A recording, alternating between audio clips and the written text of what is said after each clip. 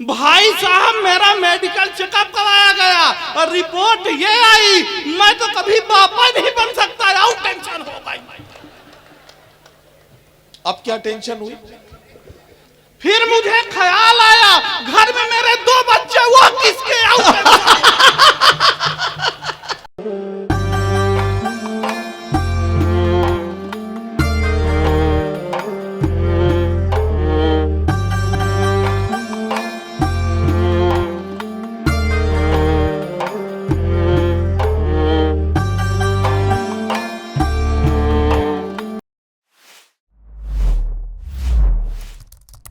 अब मैं फिर से महफिल में थोड़ी सी हलचल देख रहा हूं और इस हलचल का इलाज है मेरे पास। रीवा मध्य प्रदेश से आने वाला एक ऐसा हास्य व्यंग का बड़ा कवि, हास्य व्यंग का एक ऐसा बड़ा हस्ताक्षर जो अपनी खूबसूरत गुफ्तगू, अपनी खूबसूरत कविताओं और रचनाओं से महफिल में उदास चेहरों को भी खिलता हुआ, कह लगाता हुआ और मुस्कुराता हुआ बना दे। ये कमाल देखना है तो आइए मेरे साथ चलिए। मैं आवाज देना चाहता हूं रीवा मध्य प्रदेश से आने वाले मेहमान कवि, हास्य और व्यंग के बहुत ही सफल हस्ताक्षर भाई कामता माखन को कि वो आए और हास्य और व्यंग की खूबसूरत कविताओं और रचनाओं के माध्यम से आज की इस महफिल में थोड़ी देर के लिए कहे पैदा कर दें। भाई कामता माखन।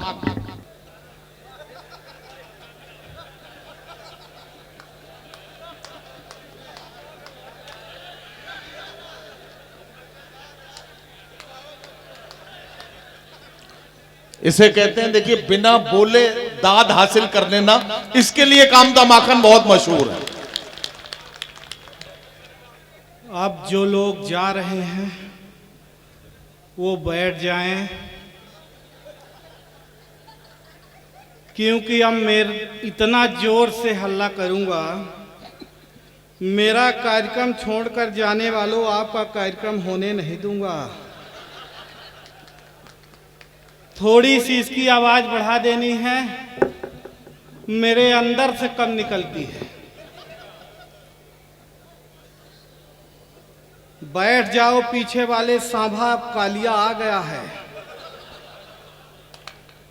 जिस सम्मान के साथ दादा ने मुझे उठाया है, ईश्वर दादा को उसी सम्मान से उठाए। नहीं, लंबी उम्र दे। आप लोग गलत समझ रहे हैं। एक बार जोरदार तालियां बजाइए, मैं शुरू होना चाहता हूं। भाई क्या कहना कामता, वाह, बहुत बढ़िया कार्यक्रम चल रहा है। दादा मैं आपको तो बराबर प्रणाम। क्या धुआं दे रहे हैं आप, क्या सम्मान है आपका। हाँ, इधर अभी यहाँ से 2 हमारे पुलिसकर्मी भाई राइफल लेकर के आए थे और इधर पूरा मजमा खड़ा हो गया था। यह सम्मान है इधर सॉरी का। अब मुझे दादा ने अभी पिछले दिनों यहीं लखनऊ बुलाया था। सोनू भैया, 4 घंटे का कार्यक्रम था, 3 घंटे तक सम्मान चला। रोली से, चंदन से, फूल से, माला से, साल से, श्रीफल से, सिर्फ राइफल से बचा था। मुझे लगा वो आज आप कर रहे हैं। क्या सम्मान है। अरे वाह, सीटी नहीं बजवानी है भाई। मुझे देखकर आज तक कुकर सीटी नहीं मारा है। सीटी नहीं बजनी चाहिए। 5-7 मिनट आप लोग मुझे सुन। हाँ, सीटी नहीं भाई, तुम्हें जहां मारनी थी वहां तो मारे नहीं, अब मुझे देख के मार रहे हो। कोई मतलब नहीं है। मैं आपको बता दूं, सम्मान देखिए, 5-7 मिनट के लिए स्टार्ट हो जाइए, उसके बाद मैं मोक्ष को चला जाऊंगा। कि एक सज्जन सुबह सुबह मेरे घर आए, सम्मान देखिएगा सोनू भैया, कि एक सज्जन सुबह सुबह मेरे घर आए, दरवाजा खटखटाए, दरवाजा खोलते हुए मैंने पूछा फरमाइए। वो हमारे हाथ में चना दे के बोले पहले खाइए। मैं चना खाते हुए ही पूछा सुबह सुबह कहां से आ रहे हैं और ये बताइए चना क्यों खिला रहे हैं। वो बोले आज शनिवार है। हम बोले शनिवार हो, बुधवार हो, रविवार हो, पर आज चना वो बोले यही तो बता रहे हैं। एक पंडित जी ने मुझसे कहा था शनिवार के दिन आप किसी काले कुत्ते को चना खिलाइए। शनिवार के दिन आप किसी काले कुत्ते को चना खिलाइए और काला कुत्ता मेरे हाथ से चना खाए। ये कुत्ते में कहां दम है? सर आप खा लीजिए, आप क्या काले कुत्ते से? अरे बहुत अच्छा यार। दादा इसलिए मैं शेर नहीं लिखता। ये सब बड़े शायर बैठे हुए हैं, प्रणाम करता हूं जी। इसलिए मैं शेर नहीं लिखता, क्योंकि मैं सफेद शेरों की धरती से आया हूं। हाँ भाई, रीवा जो है, रीवा सफेद शेरों के लिए मशहूर है। उसे सफेद शेरों का शहर कहा जाता है। तो जरा सा काम तो माखन का एक बार तालियां बजा के मूड बनाओ यार, ये अभी और रंग में आएंगे। माहौल बनाइए सोनू भैया। मैं सफेद शेरों की धरती से आया हूँ और अली भैया हमसे कह रहे थे कि यार माखन भाई सफेद शेरों की धरती में तुम जैसा भालू कैसे पैदा हो गया? और मेरा सम्मान देखिए, मैं जहाँ रहता हूँ मेरे मकान मालिक है शर्मा जी। अजी भैया, मेरे मकान मालिक है शर्मा जी। सुबह सुबह आ गए, बोले माखन किराया। मैंने कहा यार शर्मा जी, जब कहीं भी जाता हूँ बस वही आप किराया लेने पहुंच जाते हो, आपको नहीं मालूम इधर मैं कन्नौज साइड जा रहा हूँ सॉरी, और यहाँ अपने सैयद बाबा जी का कार्यक्रम है, मुशायरा है, और बहुत जल्द मैं सोनी टीवी में आने वाला हूं। जिस दिन मैं सोनी टीवी में आऊंगा आपका नाम पूरे मोहल्ले में छा जाएगा। शर्मा जी बोले शाम तक नहीं दिया तो वो दिन आ जाएगा। और मेरा सम्मान देखिए, मैं रूम से आगे बढ़ा, रोड में पहुंचा, एक ऑटो वाले को हाथ दिया। भाई साहब ऑटो वाले ने ऑटो रोकी, उसमें एक खूबसूरत सी लड़की बैठी थी। उसने कहा अगर तुम इसे चढ़ाओगे तो मैं उतर जाऊंगा। ये मेरा सम्मान। पीछे मेरी मैडम थी, वो दौड़ कर आई, उन्होंने दूसरे ऑटो वाले को हाथ दिया। भाई साहब दूसरे ऑटो वाले ने ऑटो रोकी, मैडम ने पूछा रेलवे स्टेशन तक का कितना लोगे? ऑटो वाले ने कहा 100 रुपए। मैडम ने कहा अगर मेरे साथ ये मेरे प्राणनाथ भी चले तब कितना लोगे? ऑटो वाले ने कहा तब भी 100 ही रुपए लूंगा। मैडम ने तपाक से मेरी ओर देखा और कहा देखे जो 100 रुपए की कीमत है वो मेरी है, तुम्हारी फूटी कौड़ी की नहीं है। यह मेरा सम्मान है, हल्के न लीजिए। मैं अपने शहर चौराहे से अपने सखी के साथ गुजर रहा था। ओहो दादा इसे कर रहे हैं जैसे सखी ना रही हो। मैं अपने सखी के साथ गुजर रहा था तो पीछे से एक लड़के ने कमेंट किया देखो देखो आलिया जैसी लड़की है पर कालिया के साथ। मैं कुछ बोलूं, दरा पलट कर उस लड़की ने ही जवाब दिया जिसे तू कालिया कह रहा है ये व्यक्ति मुझे ऐसे नहीं मिला है। तो उसने पूछा कैसे मिला है? तो बताया कि सालों तक पूजा पाठ, सालों तक। दादा मैं ऐसे नहीं मिला उसे। सही बात है। वो सावन के 16 सोमवार व्रत रही है तब जाके मुझे पाई है। अभी पिछले दिनों फिर थी, मैं पूछा अब क्यों रहती हो? बोली पहले भी रहा करती थी। मैं पूछा क्यों रहती थी? बोली सुंदर वर मांगा करती थी। मैंने कहा तो विश्व सुंदर पा गई हो, अब क्यों रह रही है? बोली अब इसलिए रहती हूं कि भगवान मिले तो उनसे पूछूंगी कि क्या मांगा था, क्या दिया है। एक बार बजाइए। वाह। कि सालों तक पूजा पाठ जप तप किए मैंने, सालों तक पूजा पाठ जप तप किए मैंने, तब जाके मेरे लिए प्यार लेके आए हैं। दुनिया की नजरों में लायक न प्यार मेरा, फिर भी ये मेरे लिए यार लेके आए हैं। बहार लेके आए हैं, फुहार लेके आए हैं, फुहार लेके आए हैं, बहार लेके आए हैं। मेरे लिए हीरो वाला हार लेके आए हैं। और मेरे इस तप का तो यही परिणाम मिला, शनिदेव स्वयं अवतार लेके आए। वाह वाह वाह वाह, ये सही है यार, शनिदेव स्वयं अवतार लेके आए। मेरी तरह दिख रहे अगर यहाँ 1-2 पीस भी हों तो कल से अपने आप को शनिदेव ही समझे। नहीं हंसने की बात नहीं है भैया, तेल चढ़ जाएगा पर हल्दी नहीं लग पाएगी। हल्दी लगने में आ बड़ा खतरा है। दादाजी मेरी तो लगी नहीं पा रही थी। मेरे पिताजी के कई बार निवेदन करने पर एक शादी वाले मेरे घर आए, मुझे देखने देख कर जाने लगे, कुछ बोले नहीं। तो मेरे पिताजी खुद ही आगे बढ़े, उन्होंने कहा आपने लड़का देख लिया है? बोले हाँ देख लिया है, अब आप इसे ब्यूटी पार्लर वाले को दिखाइए। पिताजी ने कहा शादी ब्याह लड़के और लड़की के संबंध है, आप लड़की को दिखाइए। तब जाकर फिर लड़की मुझे देखने के लिए आई। आधा घंटे तक लड़की हमको देखती रही, आधा घंटे तक लड़की हमको देखती रही। हम लड़की को देखते रहे, न लड़की मुझसे कुछ बोल रही थी न हम लड़की से कुछ बोल रहे थे। आधा घंटे बाद लड़की ने हिम्मत करके बोली कि भाई साहब लड़का आपा ही है। अच्छा, कि भाई साहब लड़का आपा ही है। मैंने कहा जी बहन जी हम ही हैं।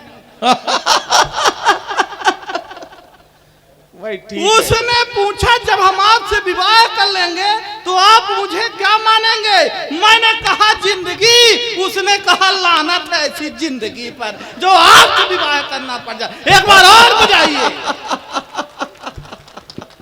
भाई, बहुत अच्छा काम था। वाह वाह, बिल्कुल बिल्कुल माहौल बना दीजिए, बहुत आनंद आएगा। टेंशन लेने की कोई जरूरत नहीं। नहीं, बिल्कुल टेंशन दादा कब कहां कैसे आ जाए किसी को पता नहीं। हाँ, बिल्कुल सही बात। पर आता कैसे है ये मैं बताऊंगा। हो सकता है आप लोगों तक पहले पहुंच गया हो, मिलियनों नहीं बिलियनों गया है, पर आप लोगों तक पहुंचा हो ना पहुंचा हो तो अब मैं पहुंचा रहा हूं। सोनू भैया टेंशन आता कैसे है। मैं मस्त मौला आदमी एक दिन रास्ते से जा रहा था तो एक खूबसूरत लड़की ने मुझ जैसे खूबसूरत आदमी से लिफ्ट मांगा। मेरे लिए तो यही टेंशन की बात थी, पर मैं बहुत अच्छा आदमी, मैंने उसे लिफ्ट दिया। भाई साहब कुछ दूर जाने के बाद उसे चक्कर आने लगे, मुझे और टेंशन हो गई। मैं उसे सीधे हॉस्पिटल लेके पहुंचा। 10 मिनट बाद डॉक्टर आया, बोला बधाई हो भाई आप बाप बनने वाले हो। मुझे बोला बधाई हो भाई आप बाप बनने वाले हो। मुझे और टेंशन हो गई। मैंने कहा कदापि नहीं, होने वाले बच्चे का बाप मैं नहीं हूं। तभी वो लड़की आ गई, बोली नहीं यही है, तो और टेंशन हो गई। भाई साहब मेरा मेडिकल चेकअप कराया गया और रिपोर्ट ये आई मैं तो कभी बापा नहीं बन सकता। और टेंशन हो गई। अब क्या टेंशन हुई? फिर मुझे ख्याल आया घर में मेरे 2 बच्चे, वो किसके? अरे यार ये बहुत अच्छा है, ये बड़ी टेंशन की बात है भाई। बाबा इतने में नर कंकाल जी का फोन आया। ओ सोनू भैया नर कंकाल में नर मैं हूं। अच्छा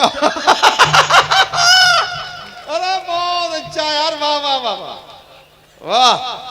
इतने में नर कंकाल जी का फोन आया, बोले बेटा तुझे इतनी टेंशन है तो तू मेरे घर चलाया। मैं इनके घर पहुंचने ही वाला था कि एक छोटे से बच्चे से पूछा कि नर कंकाल जी का घर जानते हो? बोला हाँ यही बगल वाला जहां से मियां बीबी की लड़ने की आवाज आ रही है। मैंने पूछा तुम उन्हीं के बेटे हो? बोला इसी बात पे तो अंदर झगड़ा चल रहा था।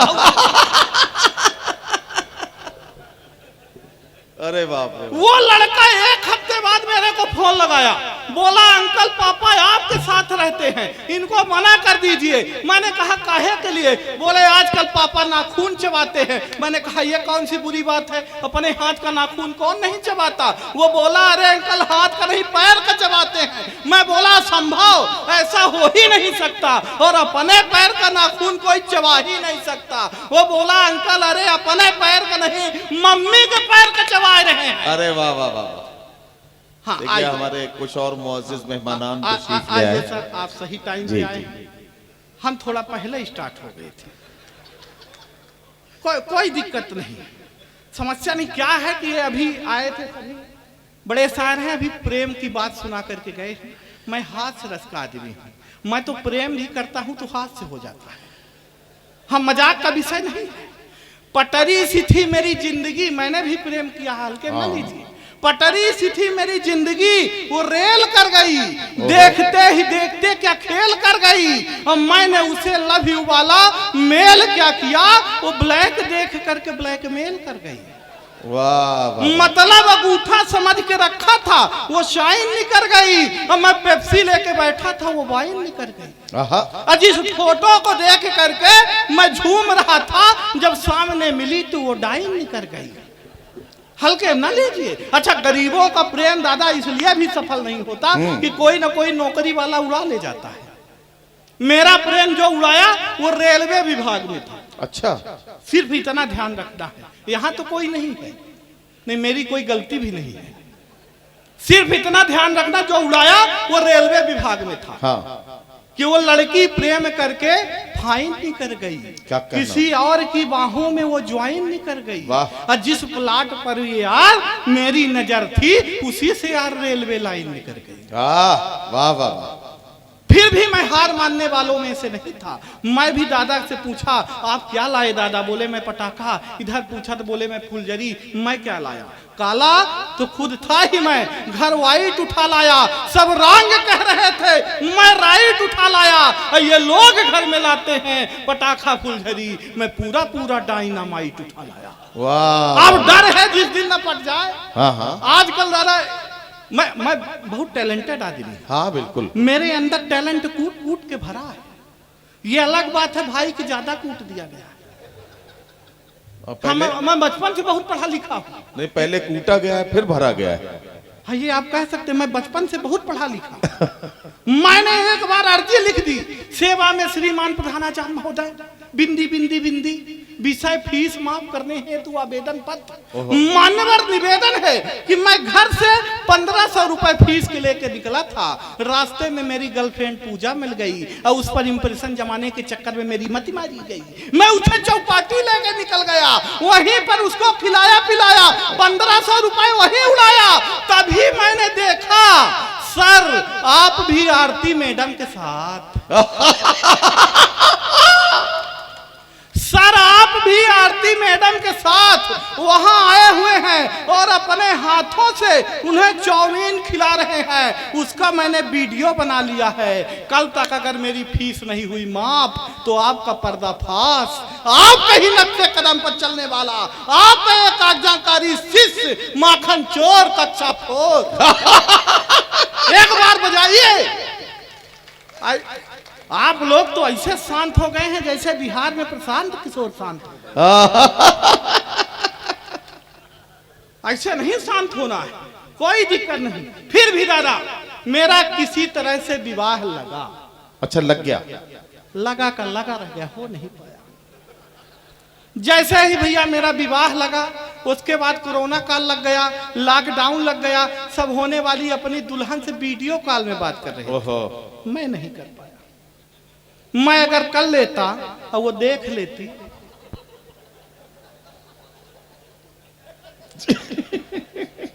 सब सेवा। हाँ बजाइए, समझ में आया हो तो बजाइए।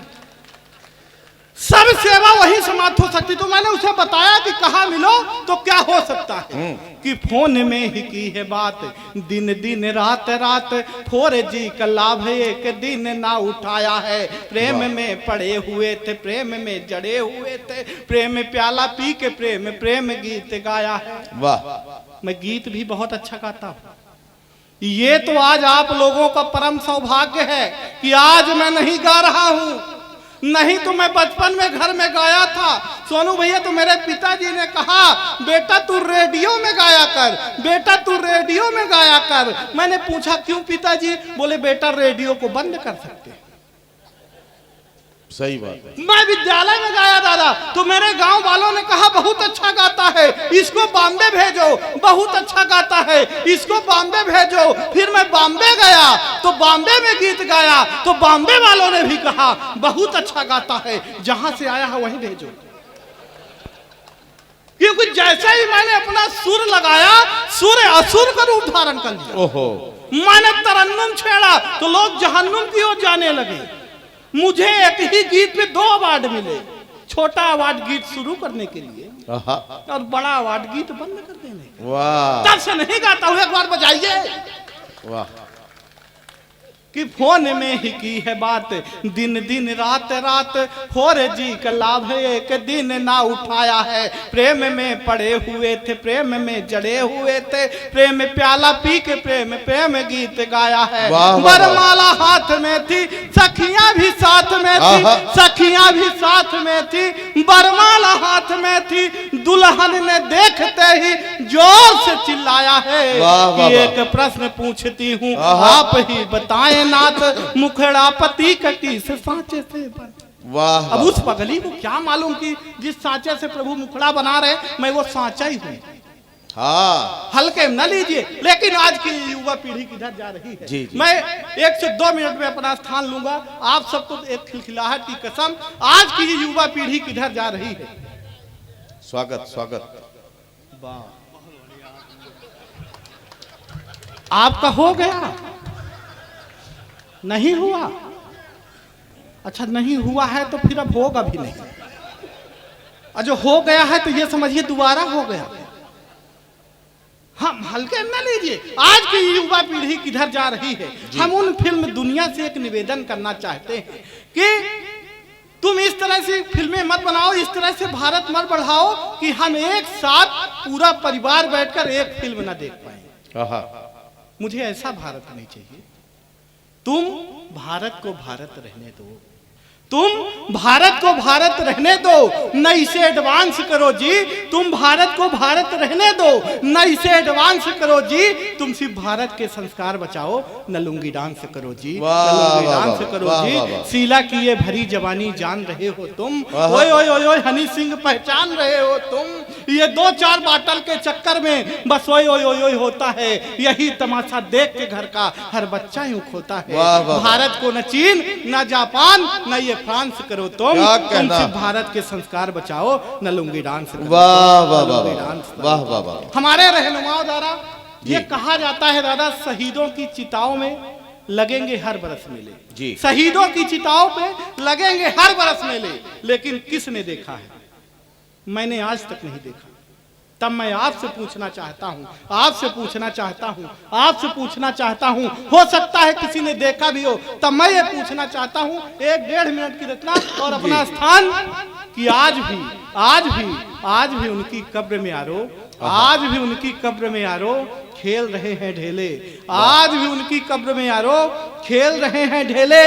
किस शहीद की कौन चिता पर कहाँ लगे हैं मेले? वाह वाह वाह। किस शहीद की कौन चिता पर कहाँ लगे हैं मेले? जिसने अपनी आन बान से इस धरती को सींचा, जिसने अपनी आन बान से इस धरती को सींचा। सुनसान सा लगता है बस उनका वही बगीचा। रोती है रोती है रोती है बस बेबस पत्नी चुपके हुए अकेले। किस शहीद की कौन चिता पर कहाँ लगे? वाह वाह वाह वाह। कि किसी ने अपनी आंख का तारा, किसी ने साथी खोया है। क्या कहना? किसी ने अपनी आंख का तारा, किसी ने साथी खोया है। इन आंसू को अंदर रखकर फिर आंखों को धोया है। अरे जो भी मिलता इस सिस्टम में लूट रहे हैं चेले। किस शहीद की कौन चिता पर कहाँ लगे हैं मेले? वाह वाह वाह। अंतिम बनता हूं कि कभी रखे थे तुरबत में, विदा करिएगा कि कभी रखे थे तुरबत में जाके सूखे फूल गए। कभी रखे थे तुरबत में जाके सूखे फूल गए। 4 दिनों की चर्चा कर ली फिर कैसे ये भूल गए। 1 करोड़ 2 करोड़ 3 करोड़ 5 करोड़ कि कभी रखे थे तुरबत में जाके सूखे फूल गए। 4 दिनों की चर्चा कर ली फिर कैसे ये भूल गए। अरे बहुत सहा है सरकारों को, कब तक इनको झेलें। किस शहीद की कौन चिता पर कहाँ लगे? वाह वाह वाह वाह वाह वाह।